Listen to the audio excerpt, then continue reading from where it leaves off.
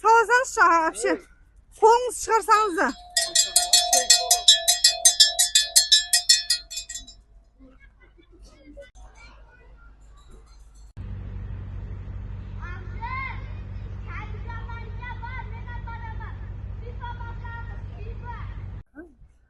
Атыңыз, фамилияңыз?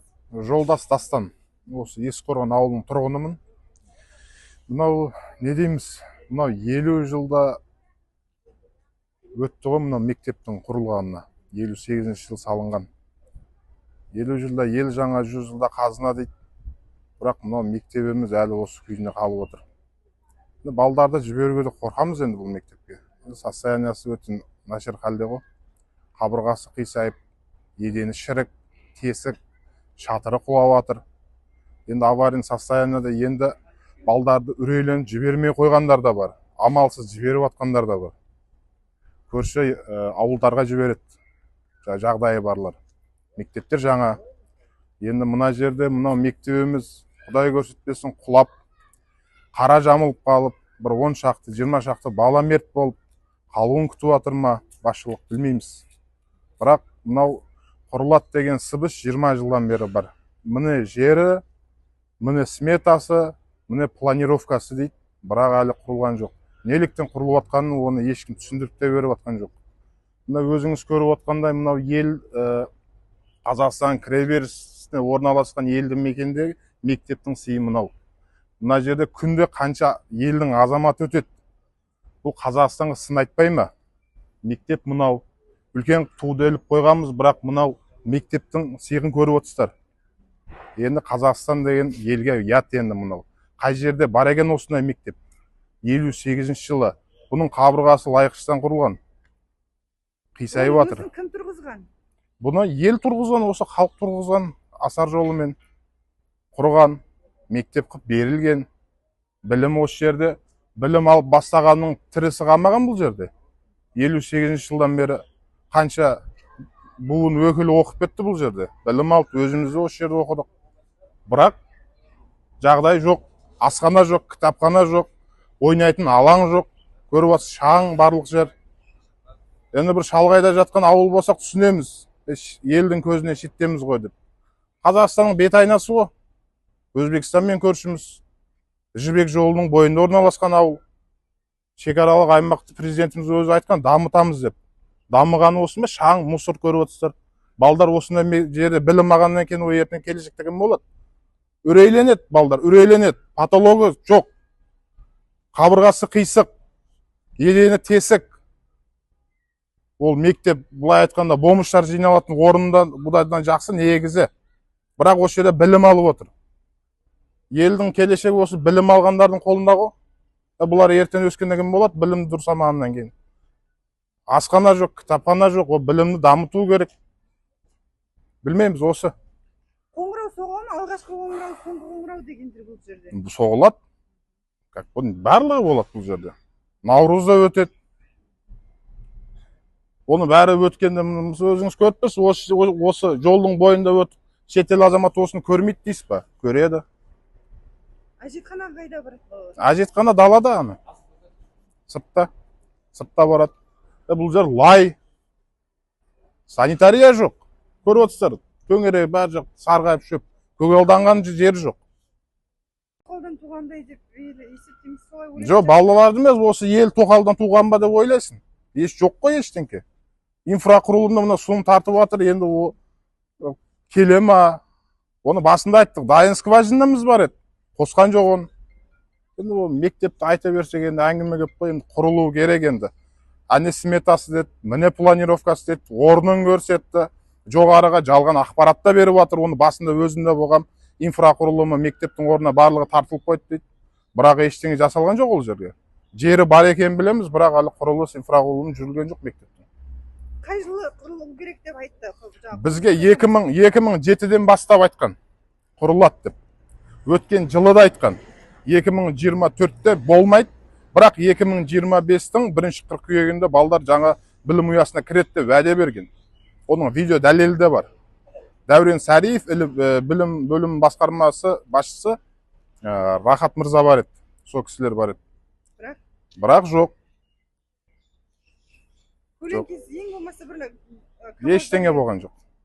Бізге өтірік мына смета, мына план, мына жер дейді көрсетіп болатқан жоқ. Мынау ескі қорған, мысалы күннен күнге халық көбейіп барып отқан ауылдың бірі. Бірақ жағдай осындай. Бізге мектеп керек. Біз о аспандағы Wi-Fi-ді или болмаса мен үйіме тротуар или асфальт салып бер деп отқан жоқпыз. Біз балаларымыз жақсы білім алуын қалаймыз. Өскенде бір еліне қызмет ететін азамат болуын қалаймыз. Бірақ сондай условия жасау керек. Жаңа мектеп. Мысалы 2010-да да құрылса біз үндемейміз. Өйткені жаңа мектеп деп. Бұл 58 совет уақытысында құрылған. Оның ешқандай бір аварийный ситуация сай емес. Бұны аварийный деп танымады ма? Танымады. Бұл аварийный болып танылмағанда бұл құлап, ішінде балалар мерт болғаннан кейін таный ма білмейміз енді. Бұл қабырғасы қызыл кірпіштен емес, кәдімгі лай кірпіштен салынған. Үгітіліп біткен. Даже бұның іргетасы жоқ. Үгітіліп кеткен, қазір кірпіш жерде тұр. Білмейміз, айттық, аварийный деп танисыздар ма десек, танымаймыз дейді. Білмейміз дейді. Оны халықты қорқытады, көрші ауылға жібереміз балдарыңызды, көнесіздер ме сол деп. Нөлевойға бірінші классқа барған ол көрші ауылға қалай барады ол? Автобус береміз дейді. Білмейміз, енді не істеу керек? Енді өзіміз бұл бұзып, өзіміз қайтадан соғамыз, асарлатып соқсақ та оған қазір жер жоқ. Жердің бәрін сат жерген. Бос алаң бар, ауыл шаруашылығын дамытамыз дейді, бірақ дамымайды. Не үшін жердің бәрін сат жерген? Дамытам деген адам бар, бірақ жер жоқ. Не айтамыз енді осы? Көмірмен жылайды. Ішуге су жоқ. Кім жаққанда апайлар жағады, медбикелер жағады. Осы жерде күзет қызмет жағады, күзетіп отқандар. Қарауылдар жағады. Сол көмірмен жағады. Онан уланып та қалуы мүмкін енді. Көмір болғаны простой пеш қой ол. Ол еще ескіріп жатыр. Неше ескіріп жатыр. Су жоқ ішуге. Қыстың күні, жаздың күні болсын, кәдімгі бочкамен ішетін. Суы жоқ, асханасы жоқ. Қайдан тамақ ішеді сонда балалар? Балалар асханасы жоқ, қақта ішеді, сол отырған партасында ішеді, или үйінен тамақ әкеледі, сондайда. Тағы ішші.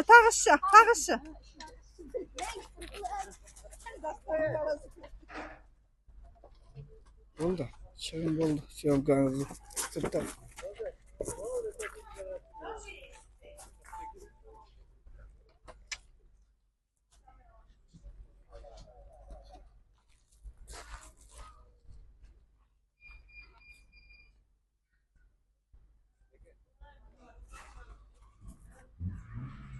Қанап тұра бересіз ба, бірге сөйлесіп? Қашаннан бері айтып жатыр ма тұрғындар мәселе туралы? Білесіздер ме?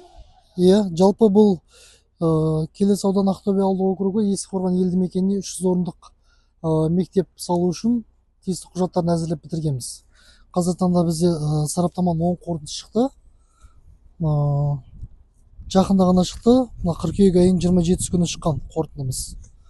Бұл қорытынды бойынша қазір тиісті құзырлы органға, яғни жоғары тұрған жергілікті басқару органына, басқармаға біз тиісті құжаттар бәрін жібергенбіз. Құрылыс жұмыстарын бастау бойынша қаржы бөлу жөнінде. Ол қанша уақытта аяқталады? Оны енді облыстық сессияда қарауы мүмкін. Қаржы бөлу сол облысқа байланысты, облыстан қалай қаржы бөлінеді, солай басталады бұл жұмыс. Бұл дәл сіз былтырда айтылған едіңіз. Былтыр Біз қазір қаржыны жатырмыз деп жауап бергенде қанша уақыт күтеді? Қаржыны Қашан жерлеп жоспарда негізі қай жылға? Сессияда қаралады қаржы. Сессиядан кейін барып, бөлінгеннен кейін барып құрылыс жұмыстары басталады. Бірақ құжаты енді бітті ғой бұның. Құжаты жайындегі мемлекеттік сараптамадан кеше мына қыркүйек айында біткен. Енді біте салысымен біз құжаттардың бәрін басқармаға жібердік, жаңа айтқандай. Енді басқармадан облыстан қаржы бөлінсе, одан кейін бар басталатын болады. Танымаймыз біз. Нархозиев Нұрмахамбет Амангелдіұлы. Мен келес ауданының құрылыс сәулет және қала құрылысы бөлімінің басшысымын. Қалай ойлайсыз, мынау мектепте білім алу нормально, дұрыс па енді? Дұрыс айтасыз, орынды. Жалпы келес ауданы бойынша бізде дәл осындай тез арада жайындегі кезек күттірмей салынатын 6 мектепке біз құжаттарын әзірлегенбіз. Оның ішінде осы мына Ақтөбе ауылдық округінде Ескі Қорған 300 орындық мектеп. Сосын Жуантөбе елді мекенінде 300 орындық мектеп. Сонымен қатар Қошқарата ауылдық округінің Ұшқын елді мекенінде 200 орындық мектеп салу бойынша. Ошақты ауылдық округінің Саржылға елді мекенінде 200 орындық мектеп салу бойынша. Бозай елді мекенінің Тентексай деген елді мекені бар, сол жерге 150 орындық және Бірлік ауылдық округінің Үшағаш деген елді мекеніне 150 орындық мектеп салу бойынша қазір 6 мектепке құжаттар әзірленіп дайын тұр қазір таңда. Соның ішінде біреуі осы Ескі Қорған елді мекені. Тез арада дегенде қанша уақыт? Енді сессияға қаржының бөліміне қараймыз. Ол тез арада дегенді біз тез арада осы құжаттарын әзірлеп біткенбіз. Құрылыс басқармасы тарапынан істелінді 4 құжат. 2 құжатты біз меморандум арқылы осы Ақтөбе ауылдық округіне қарасты 200-300 орындық мектептің құжаттарын меморандум арқылы бітіргенбіз. Қанша жыл болған осы мектепте тұрғанына? Мектептің салынған жылы нақты білмеймін. Ау район аудан кім бар? Нақтысын білмеймін қай жылы салынған. Апатты деп танымайсыздар ғой бұл мектепте?